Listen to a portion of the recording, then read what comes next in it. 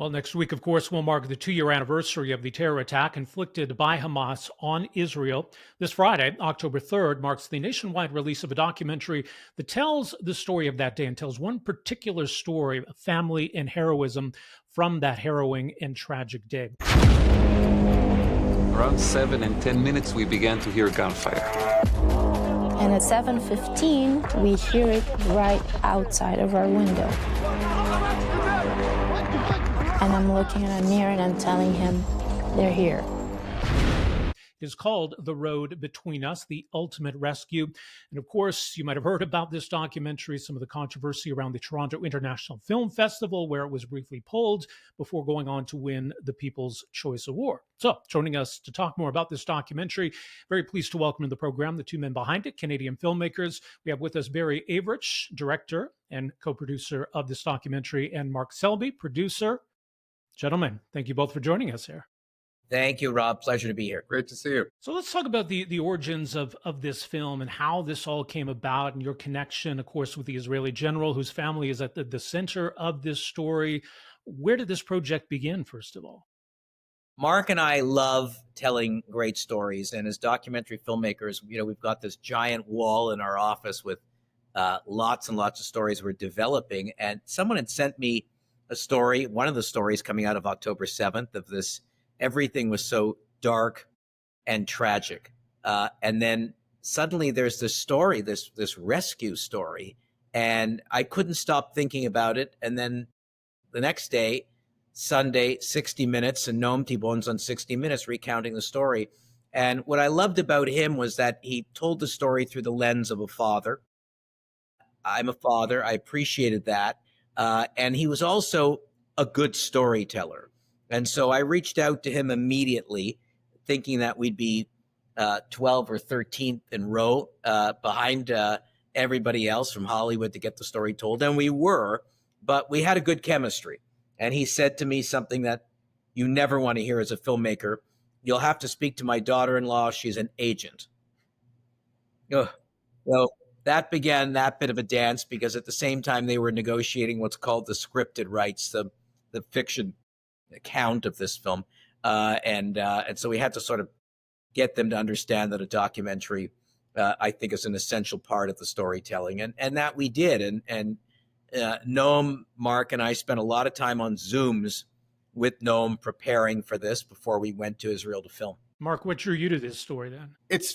I don't think it's unfair to say, as a Jewish person, I feel somewhat connected to that part of the world, but I think it's this story of heroism in the midst of this unspeakable tragedy.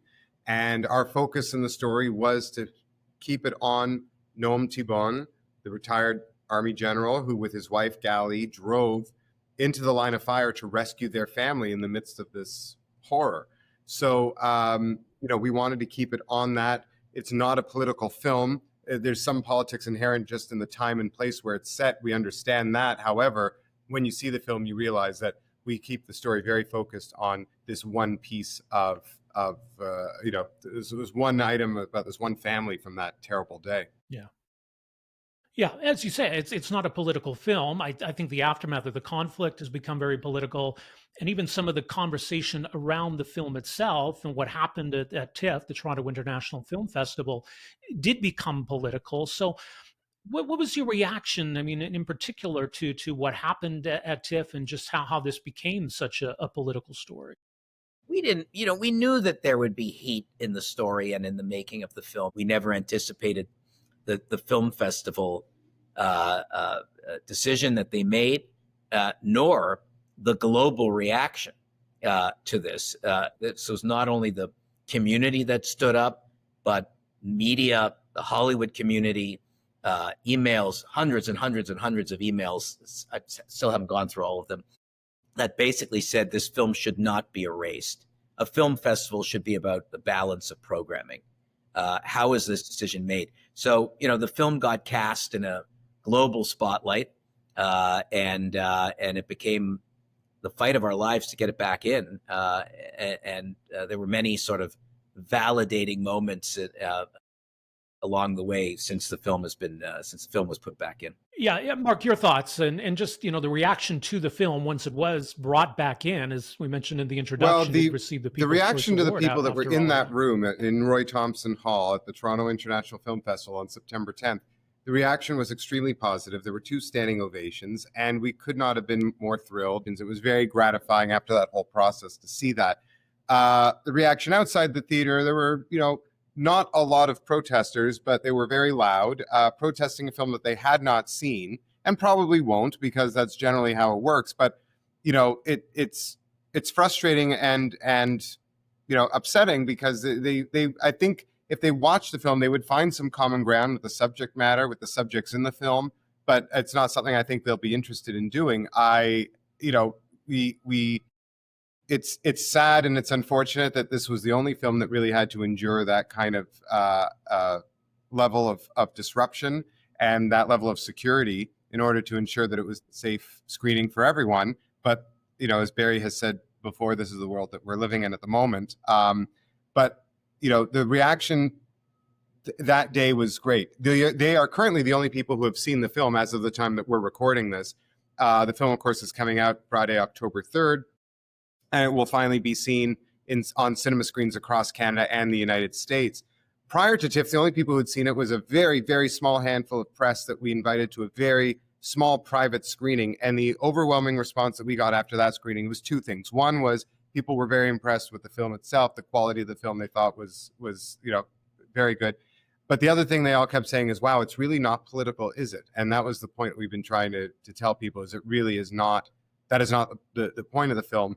And so I hope once people do have a chance to see the film, and they'll be bringing people to see it who maybe are interested in the Middle East and the conflict, and they'll see this perspective that is, important to understand. And it really is universal in its sense of family. Exactly. Even if you're not interested, you've had enough of politics. So the National Post got it right, saying, forget the politics. This film is a thriller. And as a father, and a father to be, you can't stop thinking about what would you do every time you send your children out in the world. What would you do if you got that text message? Yeah.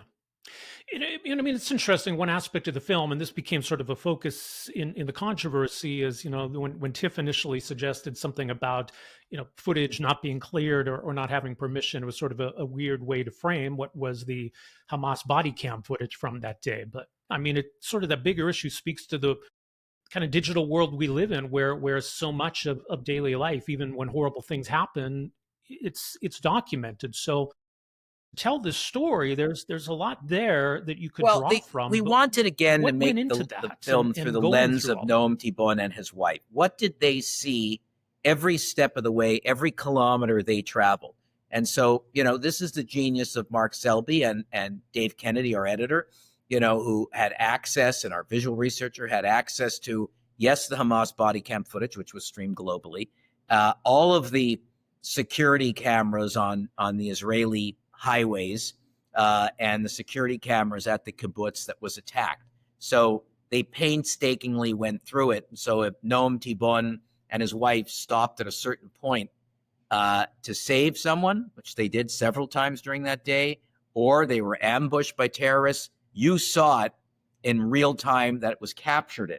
So, yes, that is the benefit in this Big Brother world we're living in. For the film festival to suggest that maybe the filmmakers, us, didn't seek the right clearances, it was so ludicrous, because I've made so many films, and you do the best you can to clear footage, and I'm still not aware of a Hamas licensing division.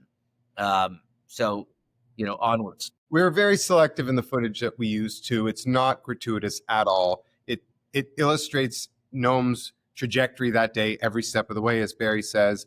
And what we use is used sparingly, but to illustrate the what he was up against that whole day. The shocking thing to us that we learned really is we're very aware of what happened that day, and what we learned is that a lot of people were not. They one of the requests that we had was to on the film to instruct the viewer to know when we're using live streamed Hamas body cam footage. and not what they thought was a recreation. We did not recreate anything. We did not have actors in gear, recreating this. This is all of the moment. The only thing was Noam walking us through his day, cut together with the footage from October 7th. Exactly. But it was shocking when we found out that people did not know that the footage was live streamed, that all of this terrorist attack was available online for anyone to see. So for people to not be aware of that, it's doubly important for them to see this film. I think what Mark was highlighting to finish that point is that, there was concern and suggestion that we would have hired thousands of actors, put them in Hamas costumes, and put them on motorcycles with RPGs and cast them to be in this film, which, again, it's a documentary. There are recreations that are done. Not this time. And I mean, in a way, there are some political threads, I suppose, that come out of this, the horrors of what happened that day. And I know there's lingering questions about why wasn't more done to prevent this or the fact that it happened in the first place. So maybe some of that is unavoidable, but it's kind of the backdrop to this being released. Maybe, hopefully, we're on the verge of seeing some resolution, to this conflict that day spawned. So, with all of that in mind, I guess for people going into this, what ultimately do you want people to take from this, though? This was such a dark day, and the days that followed in that region are incredibly dark and upsetting and frustrating. I want people to escape for 96 minutes and see a bright moment on that day of a family that was saved. And that's it. Think about that moment, concentrate on the family, spend more time with your own family, because the world changes instantly, constantly, and we can't reverse that. So it's just escape for 96 minutes and watch this incredible family and ask yourself the same question: what would you do if you got that text message? Well, again, theroadbetweenus.com. The film is called The Road Between Us, The Ultimate Rescue. Barry, Mark, thank you so much for making some time for us here today. I really appreciate this. Hey, folks, thanks for watching and listening. You can find us at robbreakenridge.ca. Also, make sure you hit that subscribe button below and stay connected with The Rob Breakenridge Show.